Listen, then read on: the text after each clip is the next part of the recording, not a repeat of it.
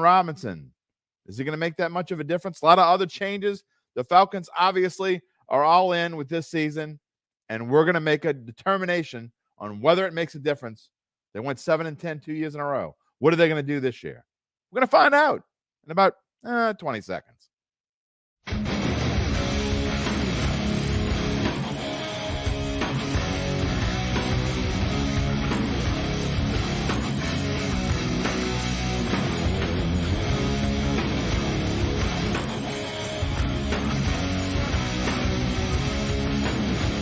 Okay, so we might not exactly find out exactly in 20 seconds. You might have to make it through this thing or at least slide your finger across or whatever device you use to fast forward if you want to go straight to my prediction. But here's how I get to that prediction along the way. You can just look at the prediction and say, oh, you're an idiot, Derry, if you want. I mean, I know a lot of you have because judging by some of the comments from the past previews, that's what you're doing. But there's a reason why I form these opinions. And teams like the Falcons I've gone back and forth on. You know, we're going to talk about their easy schedule in just a minute. But we're going to start off with, if you noticed, in fact, I'm going to show it again. That front page that we have there, Bijan Robinson is the front page.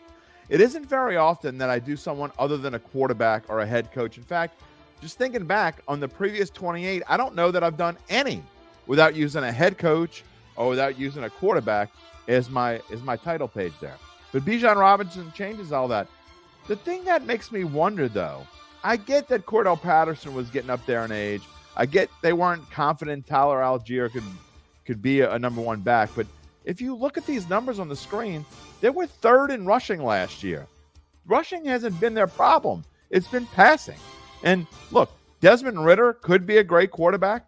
He only got to play in 4 games last year. In fact, you see down there, one of the departures, Marcus Mariota is gone. They brought him in last year. It's kind of a transition piece for for Desmond Ridder. But Desmond Ridder, it's not like he didn't play. There's a small sample size nonetheless. He played in 4 games last year, started 4 games. How long did it take him to throw a touchdown pass? You want to think about it, or do you know the answer? Well, the answer is it took him into the final game. First 3 games, he did not throw a single touchdown pass. Last one, he threw 2 touchdown passes. Now, the good news is he didn't throw any interceptions either. The average, his completion percentage was in the neighborhood of 63%.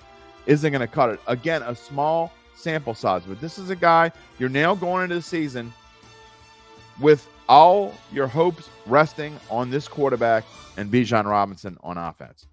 Because, and we'll get to Bijan Robinson in just a minute, because when you talk about guys like Drake London, whom you also drafted in the first round of last year's draft, and who had a great season, who looks like he's going to be what the Falcons thought he would be, that's great.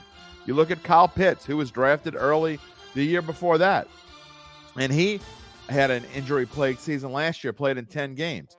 Also, when he's going to be on, if he can play all 17 games, he's great. He's a tough tight end to stop. Defenses work their way around Kyle Pitts. But what makes anyone think that when it comes to the passing game, they're not going to do the same thing again? Because what is behind Drake London and Kyle Pitts? Who does Desmond Ridder have to throw to? The answer is simple. I mean, are you going to tell me that Mac Hollins is going to help transform this vaunted passing offense that the Falcons have? What about Scotty Miller from Tampa Bay? Because he was such a huge part of Tom Brady's offense in Tampa Bay, right? Scotty Miller is going to help you change this passing offense? I don't know. Look, back to Bijan Robinson. I know that this cat is going to be good, man. He is going to be a solid running back. There's a reason why, as a rookie, he's being drafted as an average of 8th overall, according to RotoWire, by fantasy owners already this year. And that's because he's going to be a stud. He's going to rush for, barring injury, he's going to rush for over 1,000 yards. He's going to have over 10 touchdowns.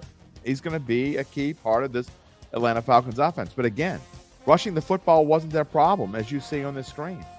I guess you see where I'm going. Now, that is if the defense doesn't get better, or should I say significantly better, because they did make major upgrades there. We told you about this. Their key signing, safety Jesse Bates from Cincinnati, signed a 4-year, $64 million contract. The defensive backfield definitely needed to be shored up. You see, they were 25th against the pass, 23rd against the run. Actually, everything needed to be shored up. Also, why they brought in David Onyemata from the Saints. Gave him a 3-year deal. $35 million for a defensive tackle. Is he worth it? We're going to find out very early. Also from the Saints, brought in linebacker Caden Ellis. Signed him to a 3-year, $21.5 million contract. We shall see.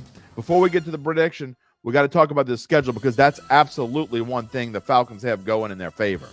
You know, anywhere you look, this could be called either the easiest schedule, or by our formula that we've been using, it's the second easiest in the schedule. You like that they play 4 out of their first 6 games at home.